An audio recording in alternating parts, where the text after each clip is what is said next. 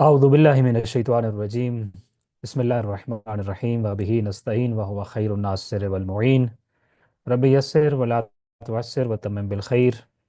رب اشرح لی صدری ویسر لی امری واحلل عقدۃ من لسانی یفقہوا قولی اما بعد انشاءاللہ تعالی آج ہم مہمان خدا کورس کی 15ویں لیکچر میں کہہ لیجئے یا 15واں سیشن ہے ہمارا، جس میں انشاءاللہ آج ہم مادر امت ام المومنین محسنہ اسلام حضرت خدیجۃ القبریٰ سلام اللہ علیہا سے متعلق بات کریں گے۔ اور کل بھی ہم نے حضرت خدیجۃ القبریٰ سلام اللہ علیہا سے بات کی تھی، اور جہاں ہم نے سلسلہ گفتگو چھوڑا تھا وہاں حضرت خدیجۃ القبریٰ سلام اللہ علیہا کا ایک فیصلے پہ ہم بات کر رہے تھے کہ وہ ایک نتیجے پر اور ایک فیصلے پر پہنچی تھیں، چند واقعات کی کڑیاں ملا کر، کہ وہ نبی کریم صلی اللہ علیہ وآلہ وسلم کی خدمت کے لیے خود کو وقف کر دیں گی۔ اور یہ پیغام پہنچانے کے لیے انہوں نے 2 سے 3 شخصیات کا سہارا لیا، اور سب سے پہلے انہوں نے اپنی دوست نفیسہ یا نفیسہ بنت منیہ جو ہیں ان کا انتخاب کیا، اور ان کے ذریعے نبی کریم صلی اللہ علیہ وآلہ وسلم تک اپنا پیغام پہنچایا۔ اور آپ کی دوست نفیسہ یا نفیسہ جو ہیں یہ کامیاب ہوئی نبی کریم صلی اللہ علیہ وآلہ وسلم تک وہ پیغام پہنچانے میں۔ جب نبی کریم صلی اللہ علیہ وآلہ وسلم طواف خانہ کعبہ انجام دینے کے بعد اپنے گھر تشریف لے جانے لگے تھے تو انہوں نے ملاقات کی، اور وہ پیغام مکمل امانت کے ساتھ اور تفصیل کے ساتھ نبی کریم صلی اللہ علیہ وآلہ وسلم تک پہنچایا۔ اسی سلسلے کو ہم آگے جوڑتے ہیں اور آگے پڑھتے ہیں کہ اس سلسلے میں نبی کریم صلی اللہ علیہ وآلہ وسلم کی پھوپھی جناب صفیہ بنت عبد المطلب نے بھی آن حضرت صلی اللہ علیہ وآلہ وسلم تک پہنچنے کے لیے آپ کی مدد کی۔ میں نے عرض کیا 3 شخصیات کا تذکرہ ملتا ہے جنہوں نے اس سلسلے میں خاص طور پہ جناب خدیجۃ القبریٰ سلام اللہ علیہ کی انٹینشنز اور ان کا یہ فیصلہ پہنچانے میں نبی کریم صلی اللہ علیہ وآلہ وسلم تک ایک رابط کا کردار ادا کیا، ایک معاون کا کردار ادا کیا۔ اس میں سے دوسری شخصیت جناب صفیہ بنت عبد المطلب ہیں، جو کہ نبی کریم صلی اللہ علیہ وآلہ وسلم کی پھوپھی تھیں۔ جناب صفیہ کی موجودگی میں حضرت خدیجۃ القبریٰ سلام اللہ علیہا نے نبی کریم صلی اللہ علیہ وآلہ وسلم سے گفتگو کرتے ہوئے اپنے ارادے کی وجہ یہ بتائی کہ ایک چیز اور عرض کرتا چلوں کہ پہلی مرتبہ جو پیغام نبی کریم صلی اللہ علیہ وآلہ وسلم تک پہنچا تھا وہ نفیسہ کے ذریعے پہنچا تھا، اور وہ پیغام صرف لفظوں کی صورت میں پہنچا، خود جناب خدیجۃ القبریٰ سلام اللہ علیہ کی ملاقات نہیں ہوئی نبی کریم صلی اللہ علیہ وآلہ وسلم سے۔ اس سلسلے میں جو پہلی ملاقات، باقاعدہ طور پہ ملاقات نبی کریم صلی اللہ علیہ وآلہ وسلم سے ان پرسن ملاقات ہوئی، وہ جناب صفیہ کے تھرو ہوئی۔ وہی رابط تھیں، وہی اس ملاقات میں موجود بھی تھیں، اور اس ملاقات میں نبی کریم صلی اللہ علیہ وآلہ وسلم اور حضرت خدیجۃ القبریٰ سلام اللہ علیہ نے مختصر سی گفتگو بھی فرمائی۔ اس گفتگو کا جو اہم ترین حصہ تھا وہ یہ تھا کہ جب نبی کریم صلی اللہ علیہ وآلہ وسلم تک اپنا مدعا پہنچا چکی، کچھ جناب صفیہ کے ذریعے اور کچھ پھر اپنے الفاظ کے ذریعے جناب خدیجۃ القبریٰ سلام اللہ علیہ اپنے ارادے سے باخبر کر چکی، تو پھر اپنے ارادے کے بارے میں ایک اس کی وجہ بتائی کہ میں ایسا کیوں چاہتی ہوں۔ بالآخر ظاہر انسان کوئی بھی فیصلہ کرتا ہے تو اس فیصلے کے پیچھے کوئی وجہ ہوتی ہے، اور بہت خوبصورت وجہ ہے۔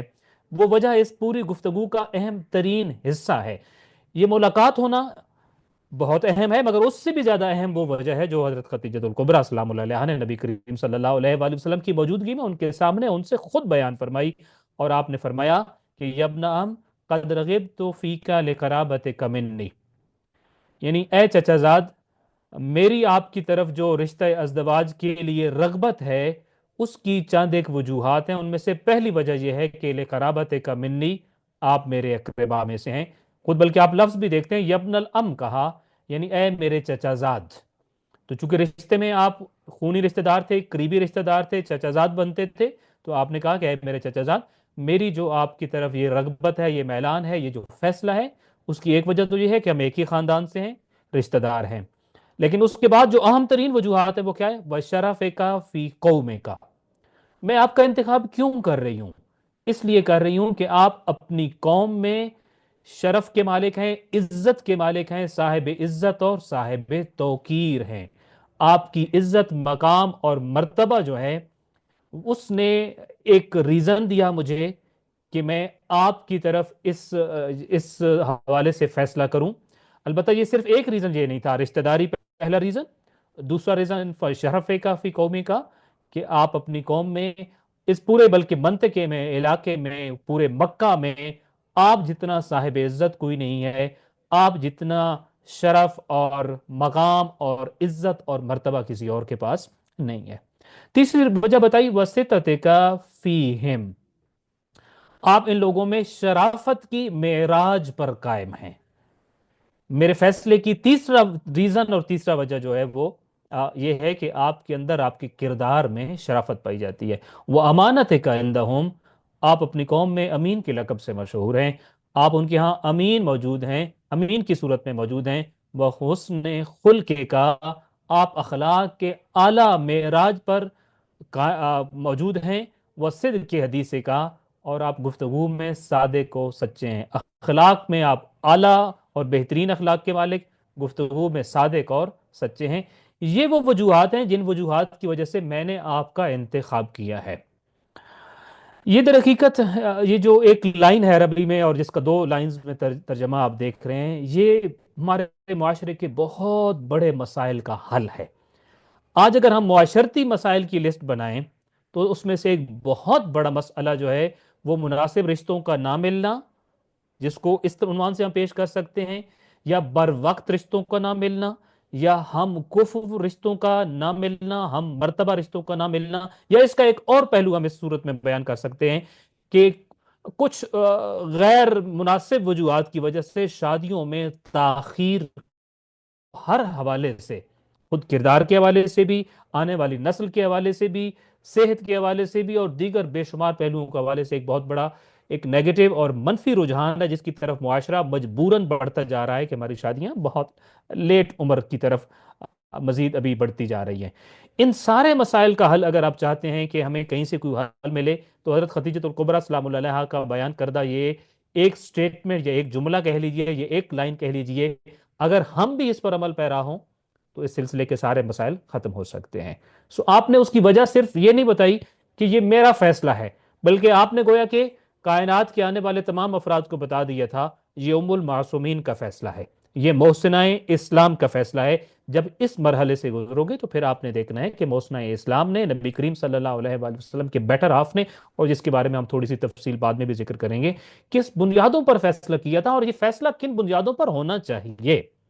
اس فیصلے کے پیچھے بیک گراؤنڈ کیا ہونا چاہیے۔ دیکھیں ہمارے ہاں جب ہم بچوں کی شادی کرتے ہیں یا بچیوں کی شادی کرتے ہیں، اس مرحلے سے گزرتے ہیں، اور پھر ہم وہاں کرائٹیریا کیا رکھتے ہیں۔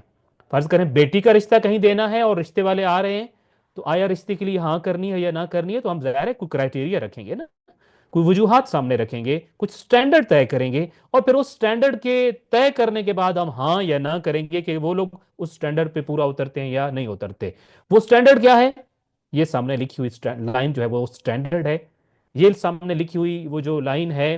یہ وہ کرائٹیریا ہے جس کی بنیاد پہ ہاں یا نہ کے فیصلے ہونے چاہیے، اور اسی بنیاد پر یہ فیصلہ ہوا تھا حضرت خدیجۃ الکبریٰ سلام اللہ علیہا کا، جس کے بارے میں تاریخ کو ناز ہے اس فیصلے کے اوپر، اور یقیناً اس کی ایسی اور کوئی مثال کائنات میں اس طرز سے ہمیں نہیں ملتی ہے۔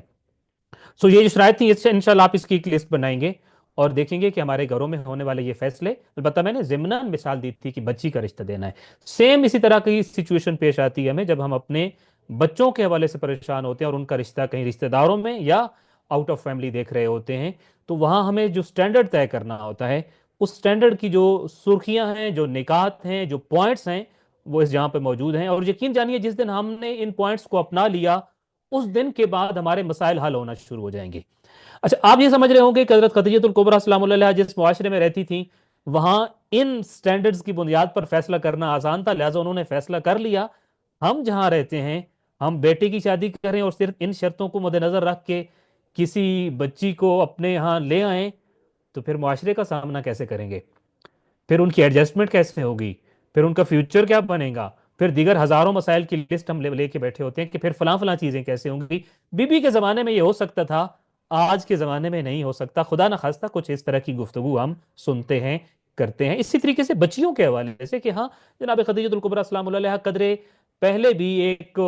صاحب اختیار زندگی گزار رہی تھیں، وہ اختیار رکھتی تھیں کس طرح کا فیصلہ کریں. ہمارے خاندان کی بچیاں اتنی صاحب اختیار نہیں ہیں، وہ اس طرح کے فیصلے ان کی زندگی کو تباہ و برباد کر سکتے ہیں. تو اس لیے ان کی زندگی کے فیصلے اس بنیاد پہ نہیں ہونے چاہیے. خدا نخواستہ اس طرح کی باتیں ہوتی ہیں.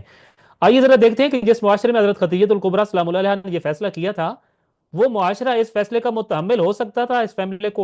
فیصلے کو اٹھا سکتا تھا، اس فیصلے کو برداشت کر سکتا تھا. اور جب یہ فیصلہ سامنے آیا کہ حضرت خدیجہ الکبریٰ سلام اللہ علیہا نے یہ فیصلہ کر لیا ہے اور عرب معاشرے میں یہ خبر پھیلی کہ اب ایسا ہونے والا ہے، تو اس پہ پہلا رد عمل کیا آیا، لوگوں کا رسپانس کیا تھا؟ صرف اس فیصلے کے بعد نہیں، عملی زندگی میں بھی اس کے اثرات آتے رہے ہیں. تو آگے انشاءاللہ ہم پڑھتے ہیں. اس ضمن میں ایک اور اہم بات بھی یاد رکھنا چاہیے کہ حضرت خدیجہ سلام اللہ علیہا کو مکہ کے امیر ترین تاجروں اور دولت مندوں کے علاوہ بڑے بڑے رؤساء، قبائل کے سرداران اور زعماء نے شادی کا پیغام بھیجا تھا، مگر آپ نے عرب کے امیر کبیر انسانوں کے پیغام عقد کو ٹھکرا کر مکہ کے ایک غریب و نادار مگر مذکورہ بالا صفات کے حامل نوجوان یتیم عبداللہ کو اپنا سرتاج منتخب کر لیا اور اس معاملے میں خود پہل فرمائی. ان کے اس اقدام سے ان کے اس اقدام سے پوری عرب دنیا پر سکتہ طاری ہو گیا. یہ جب حضرت خدیجہ الکبریٰ سلام اللہ علیہا یہ فیصلہ کر رہی تھی، اس سے پہلے عرب کا کوئی نامور شخص ایسا نہیں تھا، یا میں یہ کہوں کہ جتنے بھی اس عرب میں اور خاص طور پہ سرزمین مکہ پر نامور ترین افراد تھے، وہ چاہے تاجروں کے روپ میں ہوں، وہ دولت مند افراد کے روپ میں ہوں، وہ قبیلوں کے رؤساء اور سرداروں کے روپ میں ہوں، یا اس علاقے کے زعماء کی صورتحال میں موجود ہوں، یہ جتنے نامور ترین شخصیات موجود تھیں، انہوں نے پیغام عقد کی خواہش بھیجی تھی. حضرت خدیجہ الکبریٰ سلام اللہ علیہا کو پیغام بھیجا تھا اور باقاعدہ خواستگاری کی تھی، مگر حضرت خدیجہ الکبریٰ سلام اللہ علیہا نے ان سب کے پیغامات کو ٹھکرا دیا تھا. اب لوگوں کو اور زیادہ انتظار تھا. ظاہر ہے جب خبریں وہ پھیلتی تھی مکہ میں کہ فلاں بڑے ابو سفیان نے بھی اپنے زمانے میں جب وہ اس حوالے سے اعلان رکھتا تھا تو اپنے پیغام عقد بھیجا تھا، جس کو جناب خدیجہ الکبریٰ سلام اللہ علیہا نے ٹھکرا دیا تھا. چند اور دیگر افراد جو بڑے نامور شمار ہوتے تھے، انہوں نے تاریخ میں ان کے نام موجود ہیں، انہوں نے یہ پیغام بھیجا اور اس خواہش کا اظہار کیا اور باقاعدہ طور پہ خواستگاری کی، رشتہ مانگا. مگر جناب خدیجہ الکبریٰ سلام اللہ علیہا کا جب انکار عرب معاشرے میں پہنچتا تھا تو اہل عرب کا انتظار اور بڑھ جاتا تھا کہ اچھا فلاں سردار کو بھی نہ ہوئی ہے، فلاں رشتہ دار بھی ٹھکرا دیا گیا ہے. تو پھر یہ انتظار لوگوں کا بڑھتا تھا کہ ہم یہ دیکھتے ہیں کہ یہ جو ملکۃ العرب ہیں ان کا رشتہ طے کہاں ہوگا، وہ اپنے لائف پارٹنر کے طور پہ کس کا انتخاب کریں گی. اور انہوں نے جب انتخاب کیا تو یتیم عبداللہ حضرت ابو طالب کے بھتیجے محمد مصطفیٰ صلی اللہ علیہ وآلہ وسلم کا کیا اور خود پہل کی.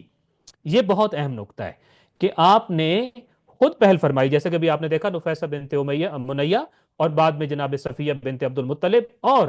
جناب عمار یاسر کے ذریعے بھی اس پیغام کو پہنچایا گیا تھا. اور جناب عمار یاسر چونکہ رسول اکرم صلی اللہ علیہ وآلہ وسلم کے بڑے قریبی دوست تھے، لہٰذا دوست ہونے کے عنوان سے بھی کچھ پیغامات ان کے تھرو بھی پہنچے تھے تاکہ نبی کریم صلی اللہ علیہ وآلہ وسلم کی کمپنی کے قریب ترین افراد بھی ان سے اس موضوع پر بات کریں اور اس پہ ان کی مشاورت ہو سکے.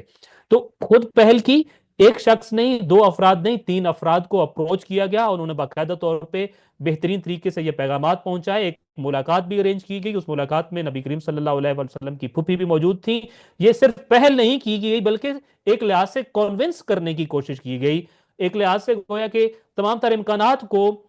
پاسبل بنایا گیا کہ کوئی ایسی چیز رہ نہ جائے جس کو کنوے نہ کیا جائے. اور جب یہ پیغام پہنچا اور یہ نتیجہ اہل عرب کے سامنے آیا تو پوری عرب دنیا پر اس فیصلے سے سکتہ طاری ہو گیا.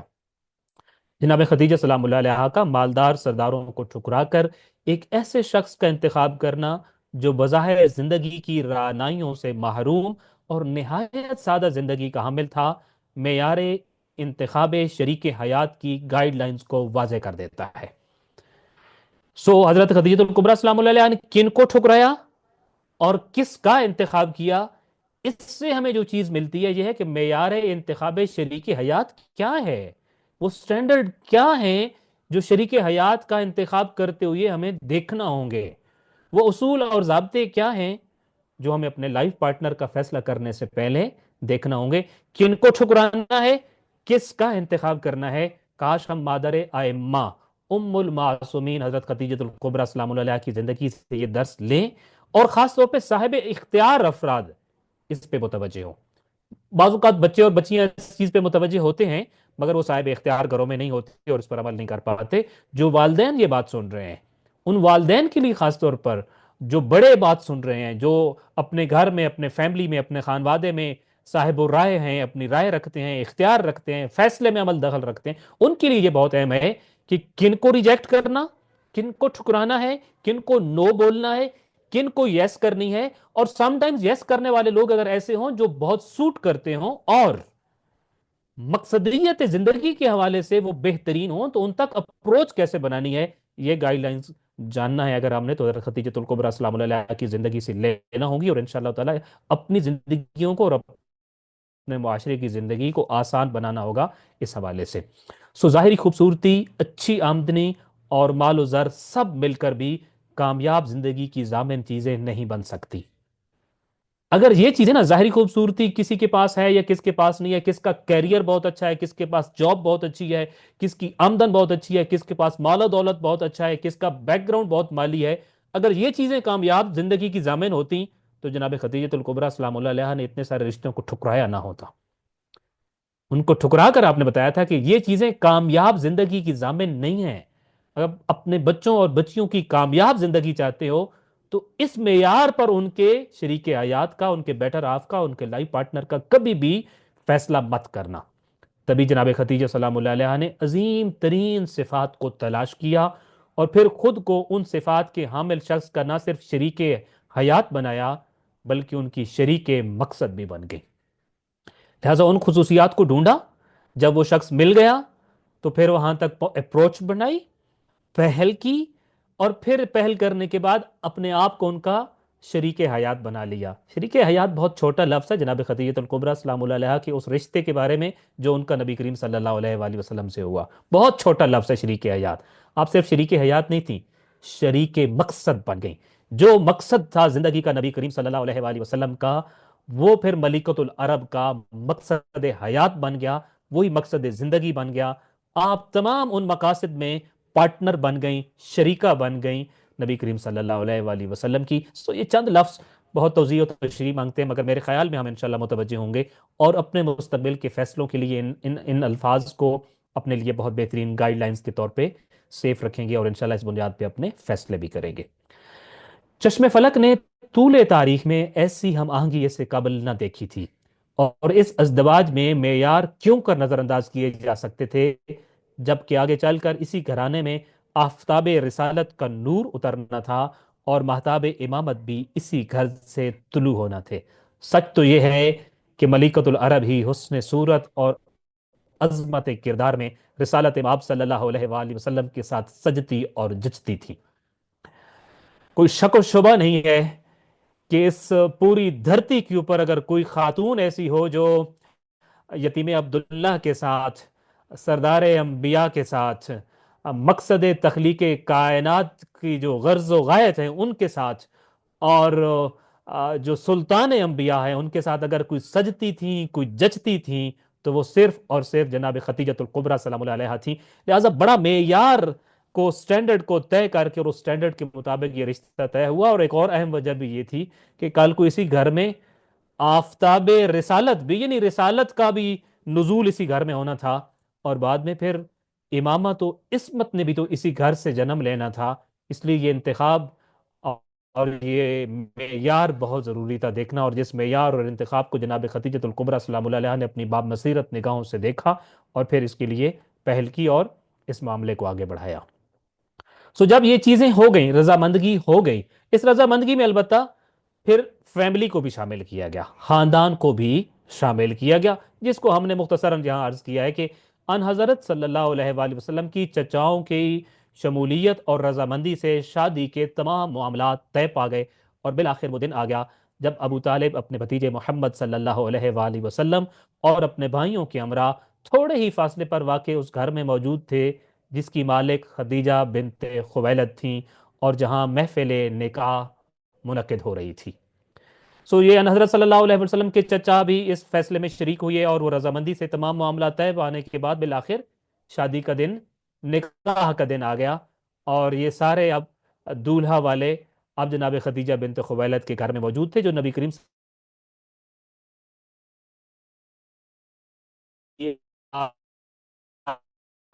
جو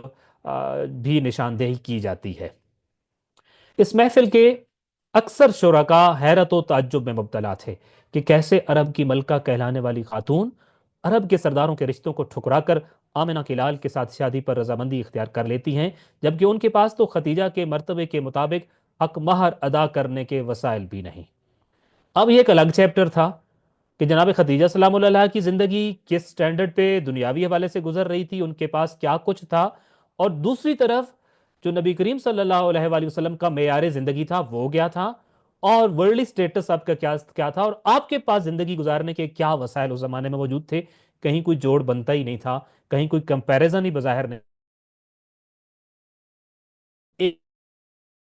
ایک لحاظ سے، جبکہ دوسری طرف جو دولہا ہیں ان کے پاس تو شاید اس خاتون کے مرتبے کے مطابق جو حق مہر بنتا ہے اس کو ادا کرنے کے وسائل بھی اس طرح سے موجود نہیں ہیں۔ اس لیے اب اہل عرب اس موقع پہ اور زیادہ خاص طور پہ طاق سے بیٹھے ہوئے تھے کہ اب جب معاملات طے ہوں گے، جب رخصتی ہوگی، جب حق مہر اور یہ چیزیں ہوں گی، تو دیکھا جائے گا کہ دولہا والے دلہن کے لیے کیا لے کر جاتے ہیں اور یہ معاملات آگے کیسے چلیں گے۔ ان کو لگتا تھا بظاہر ایک جذباتی فیصلہ ہے، چاند ایک چیزوں میں کی جذبات میں آ کر یہ فیصلہ کر لیا گیا ہے، یہ فیصلہ کبھی آگے جا کر ٹھہر نہیں سکے گا، چل نہیں سکے گا۔ اس لیے یہ اس وقت کے اہل عرب کہوں یا خود اس زمانے کے مکہ شہر کی سب سے بڑی خبر تھی، اور اس پر سب لوگوں کی توجہ موجود تھی۔ ان کی حیرت اپنی انتہاؤں کو چھو رہی تھی جب جناب ابو طالب نے 4000 دینار حق مہر ادا کرنے کا اعلان کیا۔ دینار سونے کا ایک سکہ ہوتا ہے۔ جناب ابو طالب نے حق مہر ادا کرنے کے لیے 4000 سونے کے سکے ادا کیے، اور جب اہل عرب نے دیکھا اور اتنا بڑا حق مہر دیکھا تو وہ حیرت میں مبتلا ہو گئے کہ اتنا بڑا حق مہر بھلا یہ خاندان جو مالی حوالے سے تو اتنا سٹرونگ اور اتنے مضبوط نہیں تھے کیسے ادا کر سکتے ہیں۔ البتہ اس حوالے سے آگے دو روایات موجود ہیں۔ ایک روایت یہ ہے کہ یہ رقم حضرت خدیجۃ الکبریٰ سلام اللہ علیہا پہلے ہی نبی کریم صلی اللہ علیہ وآلہ وسلم تک پہنچا چکی تھیں، تاکہ نکاح کے موقع پر یہ رقم بطور حق مہر ان کے والد اور چچاؤں کے سپرد کر دی جائے۔ یہ بڑا اہم اور نازک مرحلہ ہوتا ہے دو خاندانوں کا کہ جب یہاں لین دین کے معاملات شروع ہوتے ہیں، اور اکثر و بیشتر یہاں ایک سرد جنگ شروع ہو جاتی ہے۔ حالانکہ یہ وہ موقع ہوتا ہے جب دو خاندانوں کو یہ طے کرنا ہوتا ہے کہ آج کے بعد ان کی عزت سانجی ہے، ان کی توقیر اور تکریم مشترک ہے، کسی ایک کی عزت دونوں کی عزت ہے، کسی ایک کی انسلٹ دونوں کی انسلٹ ہے۔ ان میں سے جو بھی کمزور ہو، جو دوسرا اس کے ساتھ تعاون کر سکتا ہے اس کو تعاون کرنا چاہیے تاکہ وہ اوپر اٹھے اور ان دونوں کی عزت و تکریم سے معاملہ ہو اور باہمی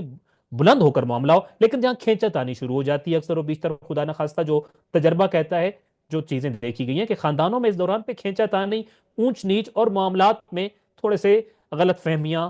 جنم لینا شروع کر دیتی ہیں۔ جب معاملہ لین دین پہ پہنچتا ہے، آپ کیا دیں گے ہم کیا دیں گے، آپ کب آئیں گے ہم کب آئیں گے، آپ کیا لائیں گے ہم کیا لائیں گے، فلاں چیز کیسے ہوگی ایسے کیسے ہوگی، حق مار میں کیا ہوگا، جہیز میں کیا ہوگا، اور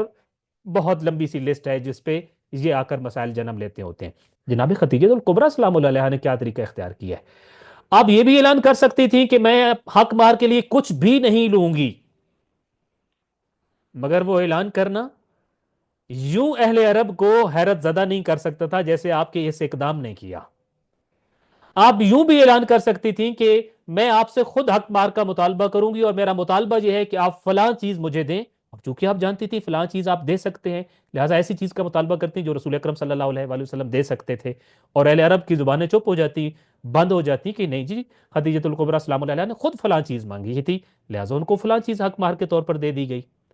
بہت سارے اور ہیلے حربے بھی ہو سکتے تھے، مگر جناب خدیجۃ الکبریٰ سلام اللہ علیہ کے اس عمل نے ہمیں یہ بتایا ہے کہ اس موقع پر ان دونوں خاندانوں کو، ان دونوں رشتوں کو، ایک صرف دو رشتے آپس میں نہیں جڑ رہے ہوتے، ان کی عزت و ذلت کا معاملہ آپس میں جڑ رہا ہوتا ہے اور یکساں ہو رہا ہوتا ہے اور مشترک ہو رہا ہوتا ہے۔ اس کے بعد عزت اور ذلت اشتراک کے ساتھ چلتی ہے، مشترک ہو جاتی ہے، سانجھی ہو جاتی ہے۔ لہذا آپ نے وہ رقم، وہ دینار، 4000 دینار جناب ابو طالب تک پہنچا دیے تھے تاکہ محفل نکاح کے موقع پر یہ حق مار جو ہے وہ حضرت خدیجہ الکبریٰ سلام اللہ علیہ کے حوالے کیا جائے، اور یوں ان دونوں خاندانوں کی عزت ہم پلا ہو جائے، برابر ہو جائے، اور کسی بھی غلیظ فکر کو کچھ اور جملہ اچھالنے، کچھ اور نئی ابحاث کو جنم دینے کا موقع نہ ملے۔ البتہ ایک روایت اور تاریخ کی کتابوں میں مجھے بھی ملتی ہے کہ جناب ابو طالب نے یہ اقمار خود اپنی ذاتی انکم سے دیا تھا، اور اپنے ہاں انہوں نے اس کو ارینج کیا تھا۔ البتہ یہ دونوں روایات موجود ہیں۔ جو زیادہ روایت موجود ہے اور جس کے بارے میں ہم آگے بھی پڑھنے جا رہے ہیں، وہ ہے کہ جناب خدیجہ الکبریٰ سلام اللہ علیہ نے محفل نکاح اور موقع نکاح سے پہلے ہی یہ رقم پہنچا دی تھی، نبی کریم صلی اللہ علیہ وآلہ وسلم کی کسٹڈی میں دے دی تھی، اور جناب ابو طالب تک یہ پہنچ چکی تھی، اور جناب ابو طالب نے تمام لوگوں کے سامنے اس رقم کو بطور حق مار وہاں پہ ادا کیا۔ حضرت خدیجہ سلام اللہ علیہ کے اپنی شادی میں بذات خود حق مار کی رقم کی ادائیگی کرنا، یہ ایک مثال ہے۔ اور دوسری مثال حضرت علی علیہ السلام کا اپنی شادی میں اپنے حق مار کی رقم کو پیشگی ادا کرنا۔ مختصراً عرض کرتا ہوں چونکہ ہمارا وقت بہت جلدی سے گزر رہا ہے۔ آپ کو معلوم ہے جناب فاطمہ الزہرا سلام اللہ علیہ کی شادی میں حق مار کیا تھا؟ جناب خدیجۃ الکبریٰ سلام اللہ علیہ کا حق مار تو ابھی ہم نے پڑھ لیا۔ اب جب جناب فاطمہ الزہرا سلام اللہ علیہ کی شادی ہوئی تو اس موقع پہ حق مار کیا تھا، اور وہ حق مار کیسے ادا کیا گیا؟ اس کی مختصر روداد یہ ہے کہ جناب امیر المومنین علیہ السلام کے پاس صرف تین چیزیں تھیں اس وقت، تین چیزوں کے مالک تھے۔ ایک ان کے پاس تلوار تھی، ایک زرہ تھی، اور ایک ان کی اونٹنی تھی۔ اس کے علاوہ ان کے پاس کوئی ایسی چیز نہیں تھی جس کے وہ خود مالک ہوں۔ نبی کریم صلی اللہ علیہ وآلہ وسلم سے مشاورت کے بعد جو ہے وہ زرہ کو یا ڈھال کو بیچا گیا 480 درہم میں، اور وہ بیچنے کے بعد محفل نکاح سے پہلے وہ جو 480 درہم تھے نبی کریم صلی اللہ علیہ وآلہ وسلم کے حوالے کیے گئے بطور حق مار، اور پھر اس حق مار سے نبی کریم صلی اللہ علیہ وآلہ وسلم نے حضرت فاطمہ الزہرا سلام اللہ علیہ کا جہیز خریدا، اور اس میں سے بھی غالباً 200 درہم تھے جو امیر المومنین علیہ السلام کو بعد میں واپس کر دیے کہ شادی کے بعد جب آپ کے گھر میں حضرت فاطمہ الزہرا سلام اللہ علیہ کی رخصتی ہوگی تو آپ کو اپنا گھر چلانے کے لیے جو اخراجات چاہیے ہوں گے تو اس کے لیے 200 درہم آپ اپنے پاس اخراجات کے ضمن میں رکھیں۔ یہ خلاصہ آپ کے سامنے عرض کیا ہے۔ یہ دونوں شادیاں ذرا دیکھیے، اور میرے معاشرے میں، آپ کے معاشرے میں موجود ہونے والی شادیاں، اور آپ خود سب سے بڑی الجھن تو حق مار ہے اور پھر جہیز ہے۔ حق مار کیا ہوگا اور کیا نہیں ہوگا، ڈیمانڈ ہوتی ہے جہیز میں کیا آنا چاہیے اور کیا نہیں آنا چاہیے، ایک لمبی سی ڈیمانڈ ہوتی ہے، ایک توقع ہوتی ہے ڈیمانڈ ہو یا نہ ہو۔ یہ دونوں واقعات نبی کریم صلی اللہ علیہ وآلہ وسلم کے گھرانے کی طرف سے مسلمانوں کو یہ پیغام دیتے ہیں کہ شادی ایک دوسرے کی مجبوریوں کو نظر انداز کرنے یا ان سے فائدہ اٹھانے، رسم و رواج کے قدموں تلے پستے رہنے اور خاندانی مجبوریوں میں پھنسے رہنے کا نام نہیں، بلکہ یہ بقائے باہمی اور تعاون باہمی کا نام ہے۔ جس معاشرے میں میں اور آپ رہ رہے ہیں نا، اس میں یہ پہلے چار کام ہو رہے ہیں کہ ہم کیا کرتے ہیں، ایک دوسرے کی مجبوریوں کو نظر انداز کر دیتے ہیں خدا نخواستہ، یا پھر ایک دوسرے کی مجبوریوں سے فائدہ اٹھاتے ہیں، یا پھر ہم کوڑتے رہتے ہیں اور معاشرے میں موجود وہ رسم و رواج کے قدموں تلے پستے رہتے ہیں، یا پھر اپنے خاندان کی خاندانی مجبوریاں اور رواج جو ہیں ان کے اندر پھنسے رہتے ہیں، اور پھر زندگی کو انہی مجبوریوں کے اندر آگے لے کر چلنے کی کوشش کرتے ہیں، جس سے خوشی کی خبریں پھر بہت کم پھوٹتی ہیں۔ جبکہ نبی کریم صلی اللہ علیہ وآلہ وسلم نے ان دو شادیوں کے تھرو، ایک آپ کی اپنی شادی، ایک آپ کی اپنی بیٹی کی شادی، ان دو شادیوں کے ذریعے ہمیں پیغام دیا کہ یہ بقائے باہمی بھی ہے اور تعاون باہمی بھی ہے۔ اس میں باہمی تعاون سے آگے بڑھو، اس میں اپنے بقا کے رستوں کو نکالو اور آگے بڑھو۔ ان مجبوریوں میں پھنس کر کیوں بیٹھ گئے ہو؟ آگے اپنی آزاد پرواز کے ساتھ باہر نکلو اور اپنے آزاد فیصلوں کے ساتھ اپنی آزاد زندگی کا آغاز کرو۔ انشاءاللہ تعالی خالق کائنات ہمیں یہ ہمت حوصلہ دے، اور ہمیں یہ جبر کے جو زنجیر ہیں، یہ قیدیں ہیں، ان کو توڑ کے ہم باہر نکلیں، اور انشاءاللہ تعالی سیرت حضرت خدیجۃ الکبریٰ سلام اللہ علیہ اور سیرت نبی کریم صلی اللہ علیہ وسلم پہ عمل پیرا ہو کے اپنے لیے ہم انشاءاللہ اس موقع پہ آسانیاں پیدا کریں، اور اس طرز پہ انشاءاللہ اپنے ان معاملات کو آگے بڑھا سکیں۔ اس محفل نکاح میں ابو جہل بھی موجود تھا، جو یہ دیکھ رہا تھا کہ جناب خدیجۃ الکبریٰ سلام اللہ علیہ کا حق مہر 4000 دینار دیے گئے ہیں، اور جس کے کانوں تک یہ خبر بھی پہنچ چکی تھی کہ یہ 4000 دینار در حقیقت جناب خدیجۃ الکبریٰ سلام اللہ علیہ کی طرف سے بھجوائے گئے تھے۔ تو یہ سن کر وہ جل بھن گیا اور تنزیہ انداز میں کہنے لگا، ویسے کیا ہی عجیب بات ہے، ہم نے تو آج تک یہی دیکھا تھا کہ مرد اپنی خواتین کو حق مار ادا کرتے ہیں، کبھی ایسا دیکھنے سننے میں نہیں آیا کہ کوئی عورت اپنے خاوند کو حق مار دے رہی ہو۔ یہ بہت بڑا طنز تھا، بلکہ میں یہ کہوں کہ طنز کا تیر تھا جو خاندان نبوت کے دل میں پیوست کیا گیا اس موقع پر کہ لوگوں یہ ہم کیا دیکھتے ہیں؟ ہم نے دیکھا تھا مرد حق مہر دیا کرتے تھے عورتوں کو، کبھی عورتوں نے تو اپنے خامند کو حق مہر نہیں دیا تھا، اور یہ آج ہم کیا دیکھ رہے ہیں کہ ایک عورت نے حق مہر کا پیسہ ادا کیا ہے۔ جب یہ جملہ ابو جہل نے کہا تو اس پر سردار بطحا جناب ابو طالب نے اس کو یہ دندان شکم جواب دیا کہ مثل محمد صلی اللہ علیہ وآلہ وسلم یحمل الیہ ویعطا ومثل من یہدی ولا یقبل منہ، یعنی بیٹا محمد سا ہو تو اس کو بیٹی کا رشتہ بھی دیا جاتا ہے اور ساتھ میں حق مہر کی خطیر رقم بھی، اور تجھ جیسا احمق بڑی مقدار میں حق مہر دینا بھی چاہے تو کوئی اپنی بیٹی کے رشتے کے لیے قبول نہیں کرتا ہے۔ یہ کیا ہوتا ہے اور کیا نہیں؟ یہ بیٹا جیسا ہوگا اس انداز سے ہوگا، تمہارے جیسے بیٹے بیٹے ہوں بڑی بڑی مقدار میں اگر حق مار دینا بھی چاہیں تو بھی کوئی بیٹی کے رشتے کے لیے قبول نہیں کرتا۔ اور یہ احمق واقعتاً وہی تھا کہ جس نے اپنے رشتے کے لیے خواستگاری کے لیے اپنے دوستوں کو جناب خدیجہ الکبریٰ سلام اللہ علیہ کے گھر میں بھی بھیجا تھا۔ گویا جناب ابو طالب نے بتایا تھا تم نے بڑی بڑی آفرز کی تھیں، تم نے بڑا مال و دولت آفر کیا تھا، مگر تیرے جیسے کو ٹھکرا دیا جاتا ہے، مگر اگر بیٹا ایسا ہو جیسا میرا بھتیجا محمد ہے تو لوگ بیٹی کا رشتہ بھی دیتے ہیں اور ساتھ میں حق مہر کی خطیر اور بڑی رقم بھی۔ خطبہ نکاح جناب ابو طالب نے پڑھا۔ عقد کی تقریب اختتام پذیر ہونے کے بعد جب مہمان اپنے گھروں کی طرف رخصت ہو رہے تھے تو ان حضرت صلی اللہ علیہ وآلہ وسلم نے بھی اپنے چچا ابو طالب کے گھر لوٹ جانا چاہا۔ حضرت خدیجہ سلام اللہ علیہ نے آپ کا ارادہ بھانپ لیا تھا کہ آپ واپس جانا چاہتے ہیں، تو فوراً آگے بڑھیں اور یہ عظیم جملہ ارشاد فرمایا۔ تو خطبہ نکاح کس نے پڑھا؟ آپ کو تاریخ میں بہت تفصیل سے ملتا ہے جناب ابو طالب کا وہ خطبہ، اور جو ہم انشاءاللہ دندان شکن جواب کے طور پر ان لوگوں کے منہ پر دے مارتے ہیں جو جناب ابو طالب کی ایمان پر سوال اٹھایا کرتے ہیں، وہ خطبہ پڑھنے سے تعلق رکھتا ہے۔ خطبہ نکاح جناب ابو طالب نے پڑھا، نکاح اختتام پذیر ہوا، مہمان اپنے گھروں کی طرف جا رہے تھے۔ اب جب مہمان رخصت ہو رہے تھے تو ان حضرت صلی اللہ علیہ وآلہ وسلم نے بھی ارادہ کیا کہ وہ بھی یہاں سے اب اپنے گھر، چونکہ وہ چچا کے گھر ہوتے تھے تو اپنے چچا جناب ابو طالب کے گھر واپس جاتے ہیں۔ تو جو ہی انہوں نے یہ ارادہ کیا تو جناب خدیجہ الکبریٰ سلام اللہ علیہ نے یہ بھانپ لیا کہ آپ واپس جانا چاہتے ہیں، تو اس موقع پہ انہوں نے عظیم الشان جملہ کہا تھا۔ آپ نے کہا تھا الا بیتک فبیتی بیتک وانا جاریتک، اپنے گھر تشریف لائیے، اس لیے کہ میرا گھر آپ کا گھر ہے اور میں تو آپ کی کنیز ہوں۔ یہ بہت بڑا پیغام تھا جناب خدیجہ الکبریٰ سلام اللہ علیہ کا۔ گویا کہ جناب خدیجہ الکبریٰ سلام اللہ علیہ یہ کہہ رہی تھی کہ جس گھر میں میں رہ رہی تھی، میرے نکاح سے پہلے یہ میرا گھر تھا، آج سے تو میرے مالک بھی آپ ہیں، میری ہر چیز کے مالک بھی آپ ہیں، لہذا یہ گھر تو آپ کا گھر ہے، اس کو اپنا گھر سمجھیے۔ الا بیتکا، اپنے چچا کے گھر واپس نہ جائیے بلکہ اپنے گھر کے اندر تشریف لے آئیے، یہ گھر میرا نہیں آپ کا گھر ہے۔ پھر اس کے بعد خود فرمایا فبیتی بیتک، میرا گھر تو آپ کا گھر ہے اور میں پھر کون ہوں؟ وَأَنَا جَارِيَتُكَ، میں آپ کی مملوکہ ہوں، میں آپ کی کنیز ہوں، میرے بھی مالک و مختار آپ ہیں۔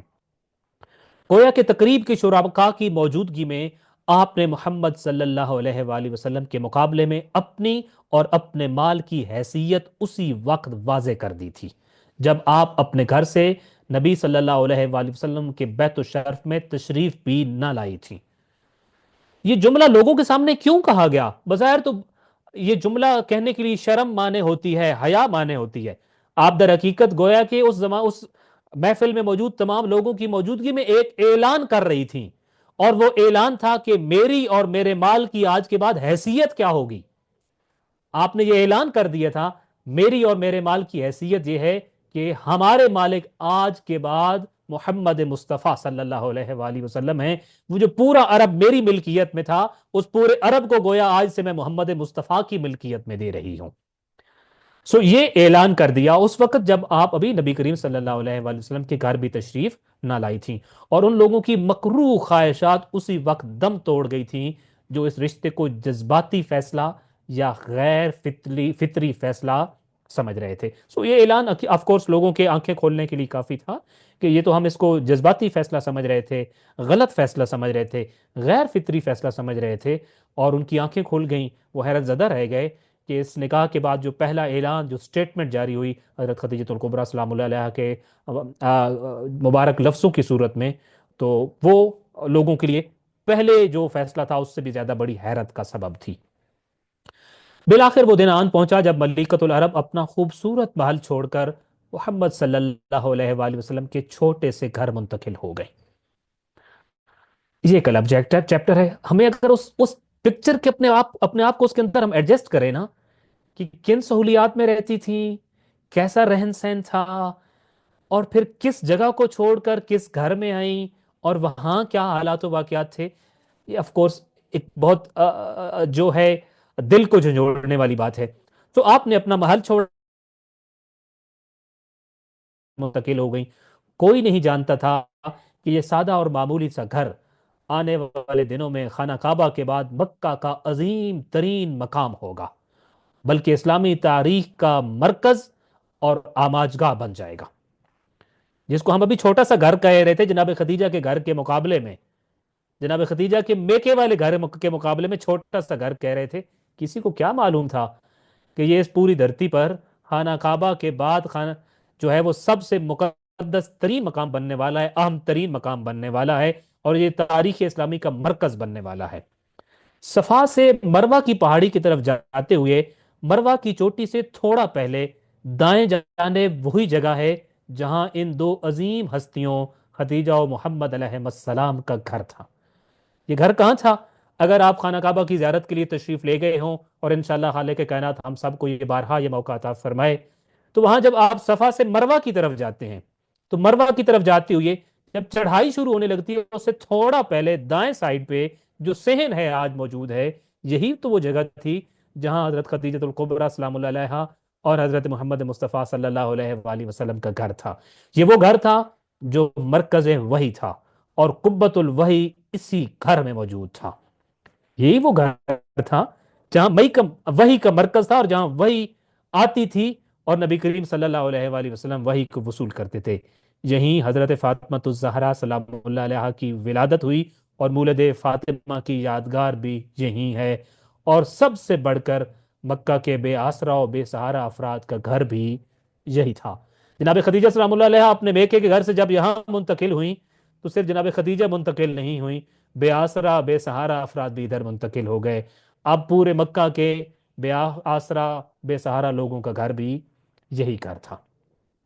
اس گھر کے دونوں معزز رکن سابقہ زندگی میں بھی بے آسرا اور بے سہارا لوگوں کی آس و امید اور ڈھارس تھے، مگر اب تو گویا محتاجوں، بے کسوں اور دھتکارے ہوئے کمزور طبقے کی سرپرستی اسی گھرانے کے سپرد تھی کہ پورے عرب میں ان جیسا کوئی نہ تھا۔ یوں جو گھر اس شادی سے قبل غریبوں اور محتاجوں کی جائے پناہ تھا، اس شادی کے بعد وہ ان کے لیے مزید اہمیت اختیار کر گیا، کیونکہ ان کی آنکھوں نے محمد صلی اللہ علیہ وآلہ وسلم سے زیادہ با اخلاق اور مہربان کسی کو نہ دیکھا تھا، اور حضرت خدیجہ سلام اللہ علیہ سے زیادہ بخشش و عطا کی عامل کسی اور شخصیت سے وہ آشنا نہ تھے۔ پہلے ایک مہربان سے آشنا تھے، اب دونوں مہربان ایک گھر میں تھے، ان کا لطف بڑھ چکا تھا، ان کی عطا بڑھ چکی تھی۔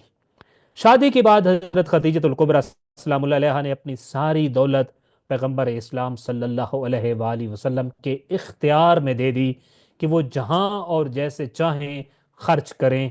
لیکن پیغمبر اسلام صلی اللہ علیہ وآلہ وسلم کے معیار زندگی اور طرز زندگی دونوں میں ذرا برابر تبدیلی نہ آئی۔ سارے مالک کی مالک، کچھ کتابوں میں لکھا ہے کہ اگلی صبح جب شادی ہوئی اور رخصتی ہوئی تو کچھ لوگوں نے چاہے زمزم اور زمزم کے کنویں اور چشمے کے پاس جناب ابو طالب کو یہ اعلان کرتے ہوئے دیکھا کہ لوگوں، میرے بھتیجے کی زوجہ اور میری بہو خدیجۃ الکبریٰ سلام اللہ علیہ کی طرف سے یہ اعلان ہے کہ آج کے بعد ان کے سارے مال کی مالک محمد مصطفیٰ ہیں، اور ان کا سارا لین دین آج کے بعد محمد مصطفیٰ صلی اللہ علیہ وآلہ وسلم سے ہی متعلق ہوگا۔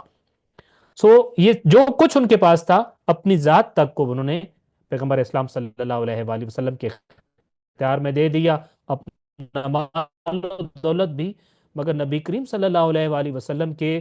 نہ تو طرز زندگی میں کوئی تبدیلی آئی اور نہ ہی معیار زندگی میں تبدیلی آئی، اور انہوں نے شادی کے بعد اسی رستے کو جاری رکھا جو شادی سے قبل اختیار کیا تھا، یعنی یتیموں، غریبوں اور ناداروں کی مدد کرنے کا رستہ۔ یقیناً انشاءاللہ ہم بھی متوجہ ہیں اس ماہ رمضان میں ایسے اعمال انجام دے رہے ہوں گے۔ حضرت خدیجہ الکبریٰ سلام اللہ علیہ محمد امین کے گھر کی ملکہ بن چکی تھی، اور مصطفیٰ صلی اللہ علیہ وآلہ وسلم کے گھر میں عظمتیں ان کا طواف کرنے لگی تھی۔ اپنا گھر چھوڑا، محمد مصطفیٰ صلی اللہ علیہ وآلہ وسلم کے گھر میں آئیں۔ اب اس گھر میں کیا آئیں؟ عظمتیں اب ان کا گویا کہ طواف کرتی تھیں۔ چھوٹے چھوٹے تعارف کے جملے لکھے ہیں، اب اس کی وضاحت نہیں کر سکوں گا،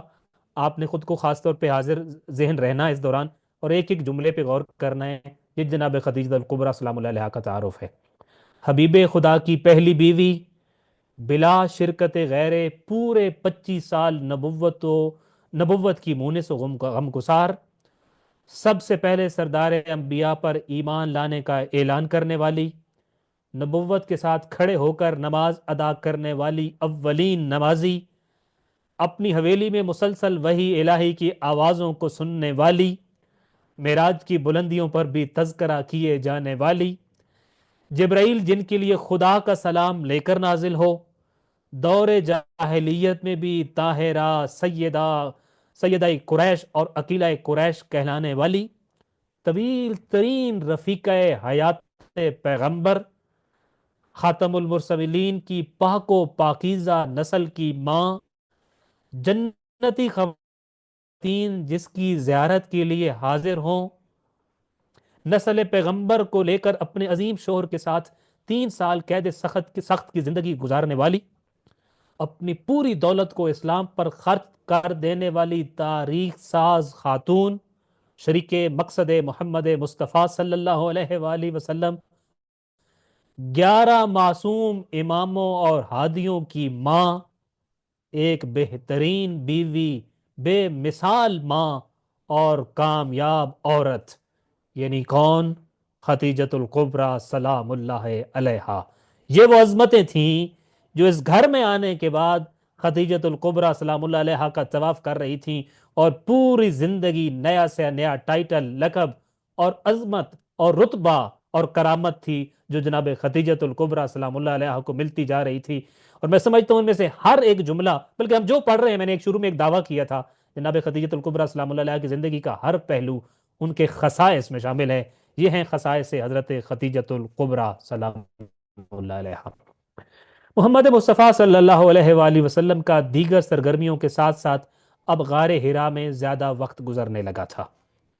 یہ وہی زمانہ تھا جب اللہ نے انہیں کرۂ ارضی پر اپنے آخری اور عظیم ترین پیغام کے لیے بطور سلطان انبیاء انتخاب فرما لیا تھا۔ اقرا بسم ربک الذی خلق کی دل نشین صدائیں غار حرا سے اتر کے مکہ کے مکینوں کے دل میں رس گھول رہی تھیں،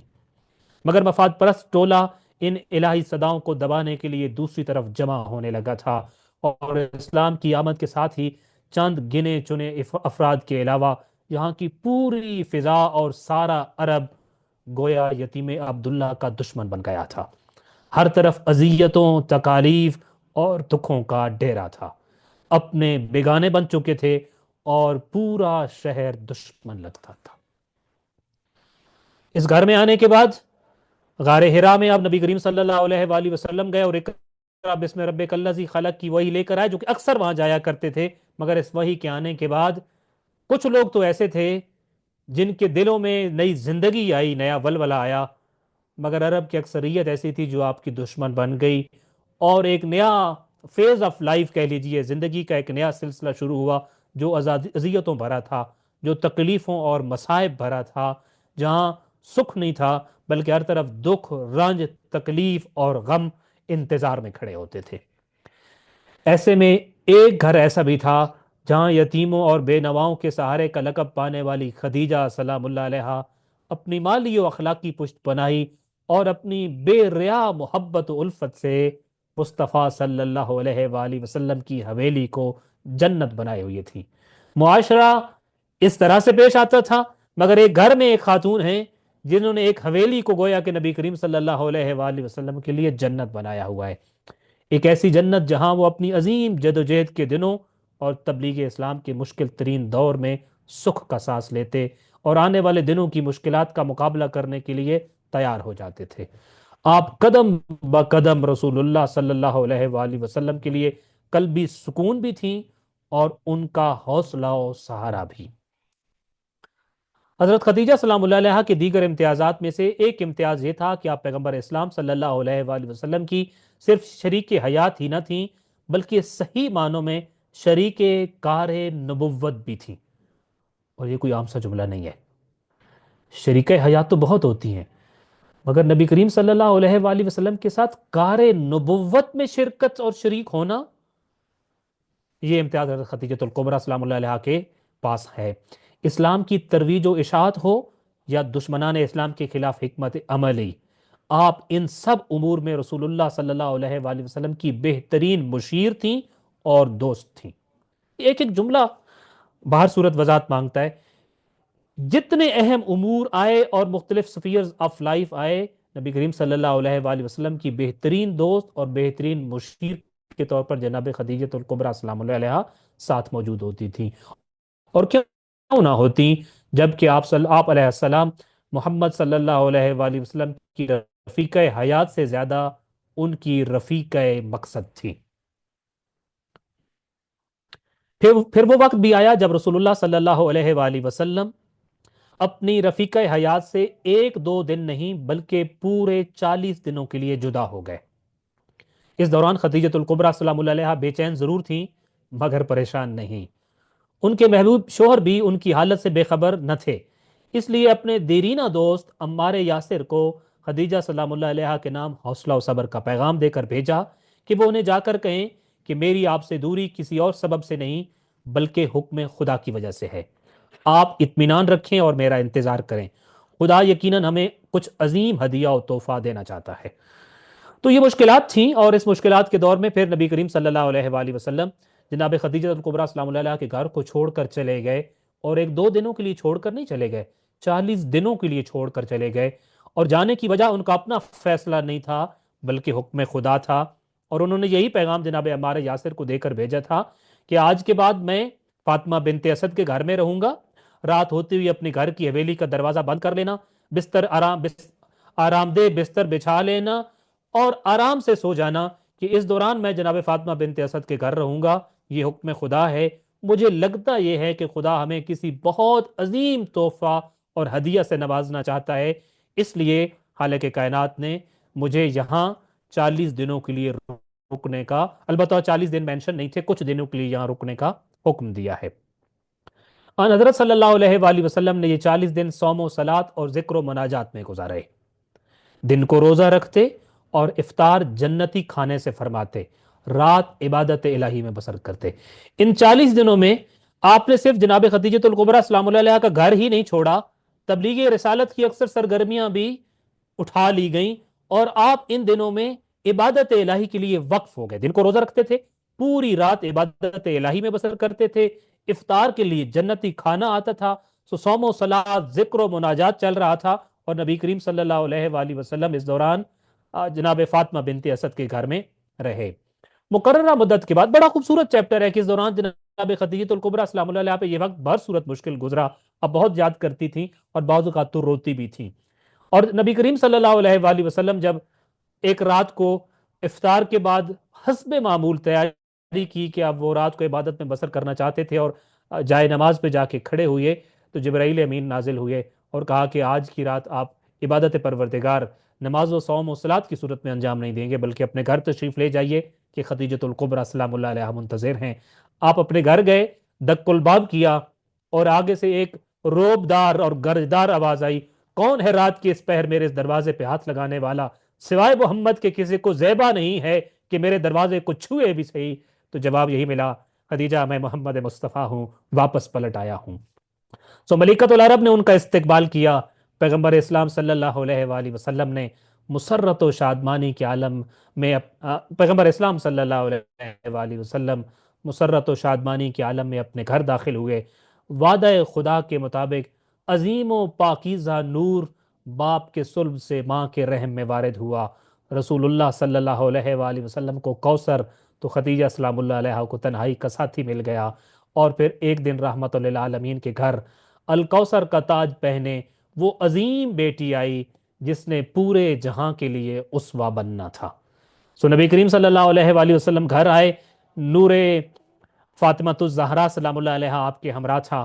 اور پھر عنقریب ہی وہ وقت آنے والا تھا جب نبی کریم صلی اللہ علیہ وآلہ وسلم کی حویلی میں اور ان کے آنگن میں حضرت خدیجۃ الکبریٰ سلام اللہ علیہ کے گود میں حضرت فاطمہ الزہرا سلام اللہ علیہا نے آنا تھا۔ سو فاطمہ سلام اللہ علیہا کے آنے سے رسول اللہ صلی اللہ علیہ وآلہ وسلم کے آنگن میں خوشیاں بکھر گئیں،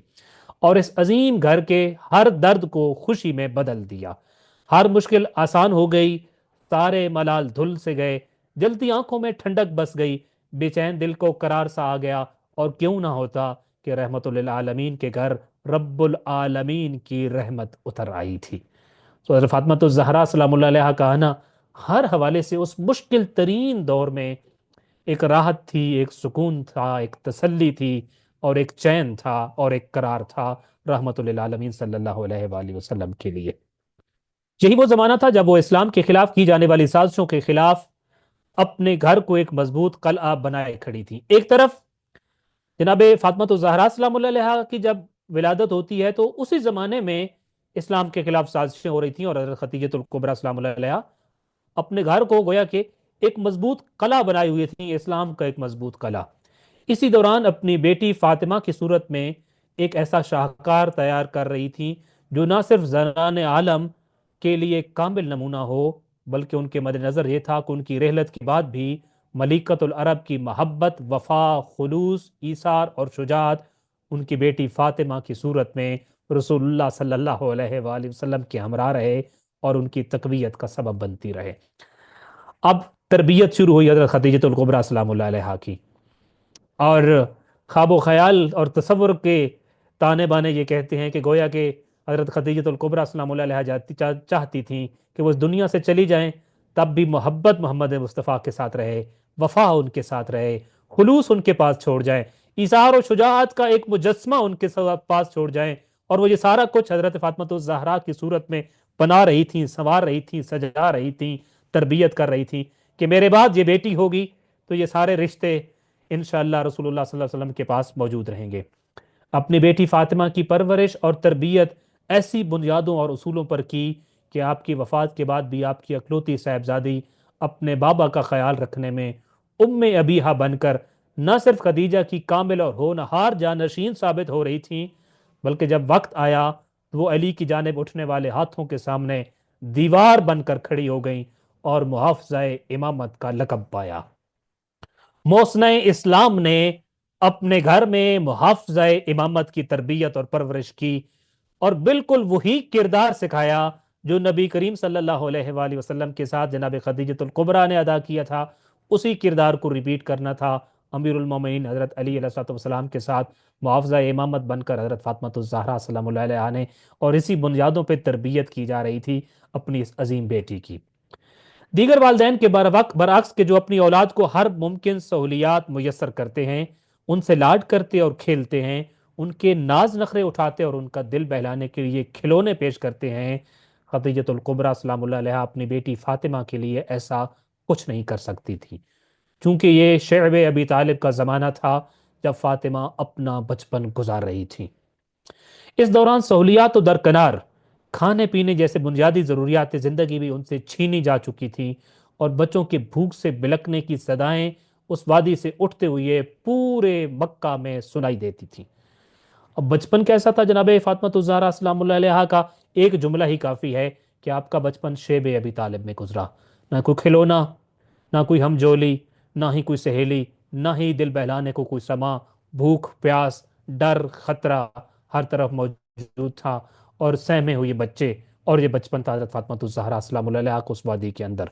مگر خدیجہ سلام اللہ علیہا سمیت اس وادی کے مکینوں کے حوصلے ابھی بھی بلند تھے کہ جس کی توحید کا پرچار کرنے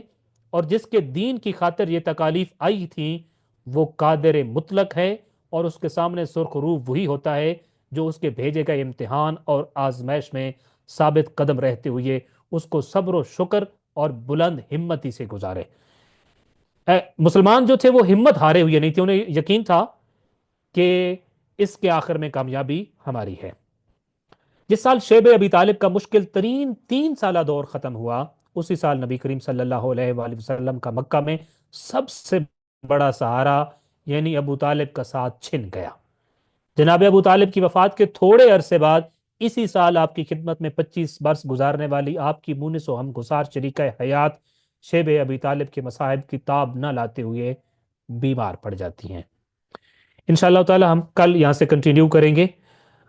और कल इंशाल्लाह हम इन सवालों के जवाब भी देंगे, चूंकि अब हम तबसरे और तजिए की उस पोजीशन में आ गए हैं कि क्या जनाब खदीजतुल कुबरा सलाम अलैहा ने जब नबी करीम सल्लल्लाहु अलैहि वसल्लम से शादी की तो ये उनकी तीसरी शादी थी? अगर तीसरी थी तो पहले दो शादियां किससे हुई? और दूसरा ये कि जब आपकी शादी हुई तो आप क्या मुतल्लका थी या बेवा थी या के बाकिरा थी? और तीसरी बात इंशाल्लाह हम इस पे ये करेंगे कि जब आपकी शादी हुई तो उस वक्त आपकी उम्र 40 साल थी या 25 साल थी? और इससे कंसर्निंग बाकी वो बातें भी करेंगे जो जनाब खदीजतुल कुबरा सलाम अलैहा का मकाम और मंजिलत गिराने के लिए और उनके मुकाबले में कुछ दीगर शख्सियात को नुमायां करने के लिए पेश की जाती हैं। इंशाल्लाह हम उनको अच्छे मुदल्लल तहकीकी अंदाज में पेश करेंगे, जिससे इंशाल्लाह आपके दिलों में ठंडक भी आएगी, सुकून भी आएगा। तो आगे बढ़ते हैं इंशाल्लाह आज की सरगर्मी की तरफ, और कल बाकी चीज़ों को यहाँ से कंटिन्यू करेंगे। आज की सरगर्मी भी प्रैक्टिकल लेकिन बहुत मुश्किल है। लेकिन अभी हमने देखा शेब अबी तालिब में मुश्किल से घबराए नहीं थे मुसलमान, ना ही जनाब खदीजतुल कुबरा घबराई थी, और ना ही उन्होंने अपनी बेटी की ऐसी तरबियत की थी कि वो घबराएं। और आप भी तो उनके मानने वाले हैं, इंशाल्लाह हम घबराएंगे नहीं। मुश्किल जरूर है मगर रास्ता हजरत खदीजतुल कुबरा का है। मुश्किल जरूर है मगर डायरेक्शन हजरत खदीजतुल कुबरा सलाम अलैहा ने दी है। तो आइए जरा सरगर्मी देखते हैं और फिर देखते हैं कि हम किस कदर अपने आप को तैयार कर पाते हैं सरगर्मी को सर अंजाम देने के लिए। सरगर्मी इस साल से शुरू होती है कि क्या आप जहेज और हक महर के रस्म और रवाज के भारी भरकम पहलू को दुरुस्त समझते हैं? आज के सेशन में दो अजीम तरीन हस्तियों हजरत खदीजतुल कुबरा सलाम अलैहा और हजरत फातिमा ज़हरा के हक महर बयान हुआ है। ये दर्स पढ़कर आप हक महर और जहेज के तवील मुतालबात जो बर वक्त शादी होने में बड़ी रुकावट हैं के खिलाफ क्या अमली इकदाम उठाने का इरादा रखते हैं? क्या इकदाम हैं जो आप करना चाहते हैं, जो अगर आपको लगता है कि ये गैर मुनासिब चीज़ है, अगर ये दुरुस्त नहीं है? तो दो बहुत बड़ी मिसालें आज हमने पढ़ी। तो इस रुकावट के खिलाफ और इस एक मसले के खिलाफ आप अमली तौर पर कौन सा इकदाम उठाने का इरादा रखते हैं? सरगर्मी का पहला ऐसा, और दूसरा भी इसी की कंटिन्यूटी है जिसमें हमने ये कहा है कि क्या आप अपने घरों से सुन्नत हजरत खदीजतुल कुबरा और हजरत फातिमा ज़हरा नीज सुन्नत पैगम्बर अकरम सल्लल्लाहु अलैहि वसल्लम को नाफिज करने का इरादा कर सकते हैं? ये पहले तो सवाल करेंगे कि हम अपने घरों से ये आगाज कर सकते हैं। अगर ऐसा कर सकते हैं तो उसका लाहे अमल क्या होगा और उसकी अमली सूरत आप कैसे मुमकिन बनाएंगे? ये सवाल इंशाल्लाह होपफुली आज हमें एड्रेस करेंगे, और अगर इन सवालों ने हमें एड्रेस किया तो हम पुरुमीद हैं कि इंशाल्लाह मुस्तकबिल में हम अपने माशरे में वो बेहतरीन फैसले करेंगे जो हजरत खतीजतुल कुबरा सलाम अलैहा और रसूल खुदा सल्लल्लाहु अलैहि वसल्लम की सुन्नत से माखूज होंगे, हजरत अली अलैहिस्सलाम और हजरत फातिमा ज़हरा सलाम अलैहा की सुन्नत का अक्स होंगे, जिससे हमारे लिए आसानियां भी होंगी, बेहतरियां भी होगी और इंशाल्लाह फ़ायदा भी होगा। और हमने हिम्मत हौसले के साथ इंशाल्लाह इस रास्ते को अपनाना है। और जब फैसला हो जाए कि यही दुरुस्त है, और जब फैसला हो जाए कि इसके स्टैंडर्ड मादरे मासूमीन ने तय किए हैं, तो फिर सोचना क्या, फिर तो हमें लाएअमल बनाना होगा कि अब इसको करना है इंशाल्लाह ताला। आगे बढ़ते हैं हम मशक की तरफ, और इसमें इंशाल्लाह आपसे सवालात होंगे और आप इन सवालात के जवाबात दे सकते हैं। और इस दौरान हमारी रिकॉर्डिंग का ऑप्शन यकीनन रुक जाता है, और सजाद भाई मुतवज्जे होंगे कि हम आ, अब बगैर रिकॉर्डिंग के आगे बढ़ेंगे, क्योंकि इसमें आपकी पार्टिसिपेशन होगी। इसमें हमारा पहला सवाल है